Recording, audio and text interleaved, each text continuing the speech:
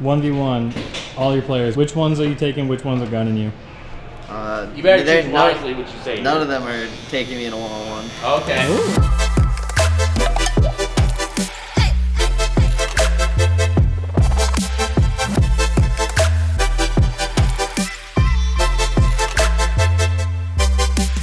How you feel about this weekend, Nick?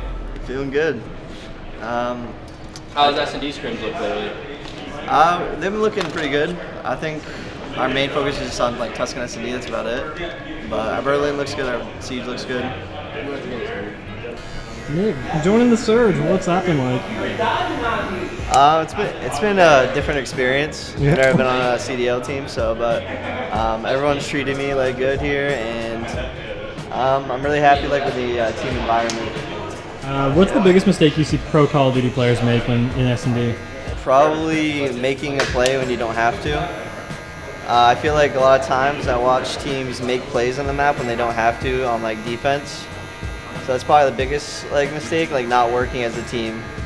Like if someone's like solo pushing a site like when they don't have to, or someone's just going rogue on the map when they don't have to, then it's just they can get picked easily and lose their team the round. 1v1 in Surge. You're on offense. How often you jump on the bomb? Is that the vibe or? On one map. Let's go Tuscan. But like in general. Tuscan on offense 1v1. What are you doing? On offense 1v1. I'm either 1 hitting P5, 2, or I'm just challing mid, and then I'll let Rig go away. You just gotta in 1v1s. You just have to cut off the map, basically. Try to limit the amount of spots they give me on the map. 1v1, you're on defense, they planted the bomb already. Out of the two options, what do you do? Do you go for the kill first, or you just hop the bomb and hope they don't notice? In 1v1s, I either instant hop it if I'm near the bomb. If I'm not near the bomb, then I try to guess on where he's rotating, depending on where he planted it. Fair enough. Who's the best S&D player you see in the scene? It's a hard question. I would have to go just with Tupac. Tupac? Yep. These people don't know, or Nick might have told them already, but like I coached Nick at one point. We did not know that. Yeah, I coached Nick and our team was terrible.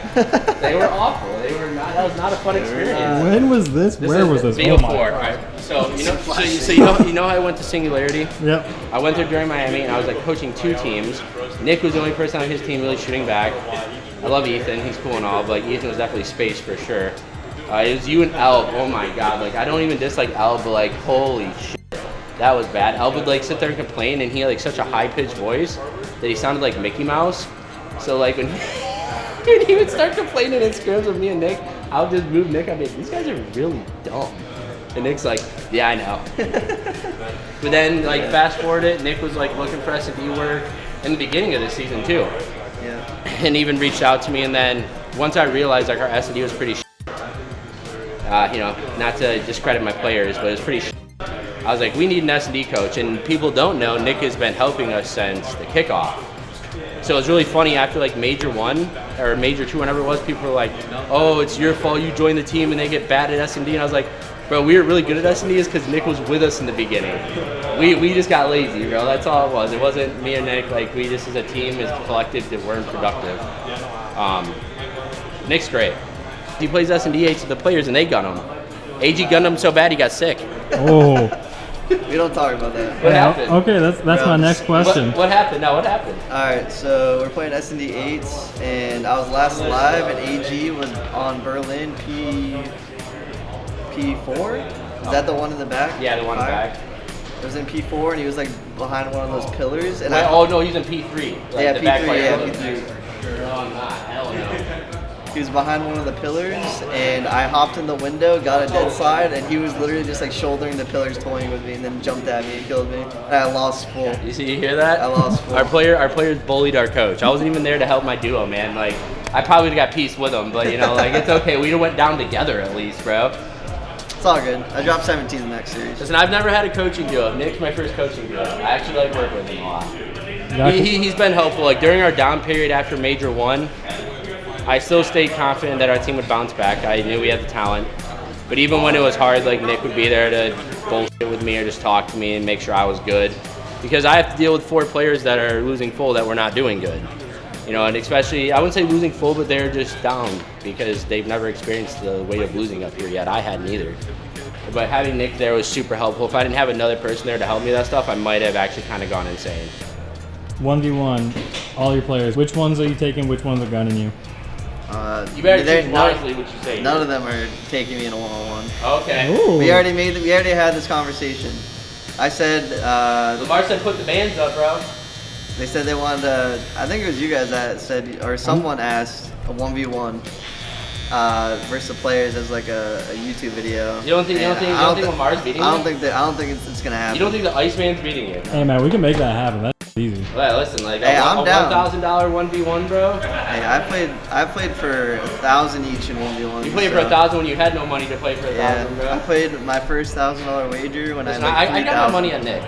I had like $3,000 in the bank. That was full of passion. Listen, I got my money on Nick, bro. Listen, Lamar be sneaky, but Lamar be sneaking and diffusing stuff, man. Nick ain't gonna allow that to happen, bro. He's gonna have eyes on bomb at all times. Trust me, a 1v1 is a different game. I was the first like S&D player to play for 500 and 1,000.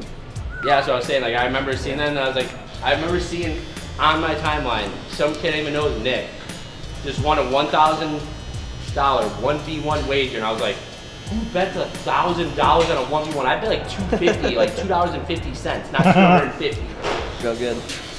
All right, your professional opinion on this? I thought our Tuscan was pretty good going, like at one point, but Yeah. that's because maybe Lamar was just clutching it every single time. So has I mean, our that was Tuscan, part of it. has our Tuscan ever been good, or is Lamar Yeah. just kind of saving our ass there? our Tuscan was really good before the update when they changed the spawns. So once they changed the spawns, we started off good, but then once teams like kind of learned how we kind of played, and then we started losing. But I think that was just like the map had just played different, and we didn't really understand that until we started losing. Like we kind of just, I don't know how to explain it, but we changed up our setups and stuff, so I think it will go better now. But I just think with the map change really threw us off. Like, Tuscan is still good for us. It's never been bad. It's just Tuscan's a map where you're never really blowing people out on. Like, and I feel like it's also one of the only maps, Nick might disagree with me, that where First Bloods aren't as huge. I feel like the trade difference on that map is massive. Like, meaning, basically, if you get a kill, I feel like that stuff gets traded relatively fast. And even so, when we're not getting our trades for us getting First Blooded, we're just playing our mid-round adjustments really well. And then I think it just went to a thing of like, when you over-focus on a map, like we got really good at certain maps in every mode, your other good maps that you're good at that you never get to play are gonna naturally just kind of fall behind. You had to pinpoint one thing. What's the most important factor in Surge? Is it First Bloods? Is it rotations? Is it getting the bomb down? What is it? You had to pick one. Probably the most important thing is just working as a team. Like retaking as a team, knowing like where we're gonna go on the map, how to like retake bomb sites, and just like working the map together.